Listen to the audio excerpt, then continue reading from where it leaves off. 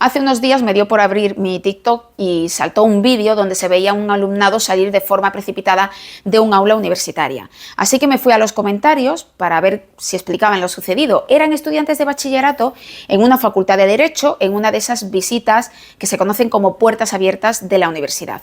¿Pero por qué abandonaban el aula? Pues decían textualmente que el profesor estaba adoctrinando por usar lenguaje inclusivo y hablar sobre feminismo e ideología de género. Con ese término ya sabemos de dónde viene todo este comportamiento, porque ojo, esa juventud no ha nacido pensando así.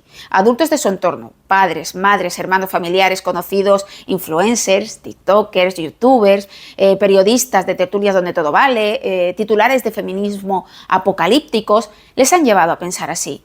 Que no nos extrañen luego las estadísticas donde cada año hay datos que avanzan, pero a peor. Como que 1 de cada 4 varones de entre 15 y 29 años piensa que la violencia de género no existe y que es un invento ideológico, o que lamentablemente ellas piensen cada vez más de la misma manera, o que la violencia de género entre la juventud se haya disparado en los últimos 4 años, así como la violencia sexual con las violaciones grupales entre menores. Insisto, no nacieron pensando que esa violencia machista es un invento, o que es algo normal en una pareja, o que si es de poca intensidad no es un problema, como reconocen en los informes.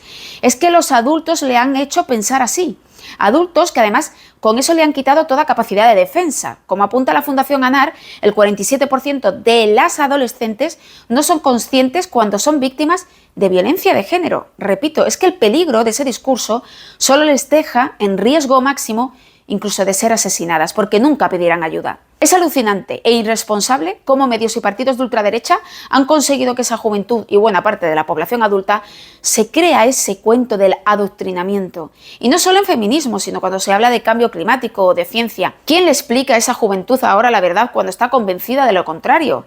Que no, que hablar de violencia de género no es adoctrinamiento, que es hablar de derechos humanos, que no es un invento, que es hablar de mujeres reales, asesinadas y maltratadas, es hablar del derecho a vivir y a no sufrir trato denigrante como persona.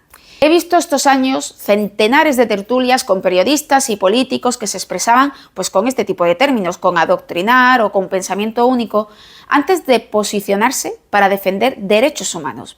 A ver si también hay que recordarles el artículo 27.2 de la Constitución, que habla de la educación, cuando dice que debe favorecer el desarrollo de la personalidad humana en el respeto a los principios democráticos de convivencia y a los derechos y libertades fundamentales.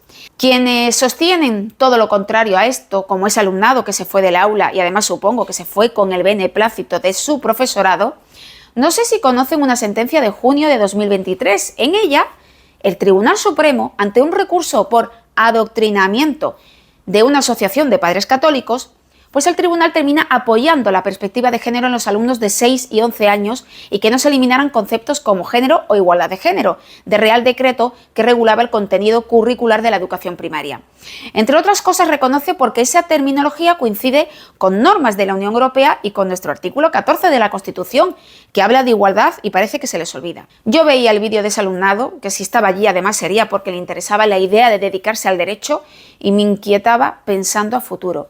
Si antes de apuntarse en la universidad ya se marchaban, ¿qué van a hacer el día de mañana? Si logran titularse, ¿qué justicia impartirán?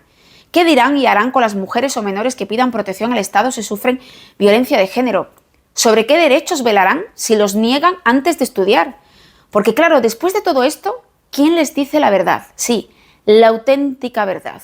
La pena de que les han hecho creer que son libres de pensamiento cuando son ya manejados y los primeros adoctrinados.